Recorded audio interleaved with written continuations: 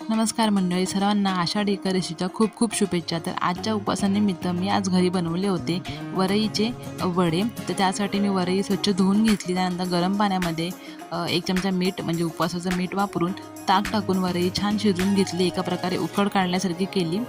आणि बघा इथे सुकं मी शिजवून घेतलेले आहे। त्यानंतर एक उकडलेला बटाटा, त्यामध्ये हे वरईचं मिश्रण घेतलेलं आहे आणि तर यामध्ये आपण शेंगदाण्याचं कूट वापरणार आहोत। भाजलेले शेंगदाणे आहेत हे आणि त्याचा आपण कूट करून घेतलेला आहे।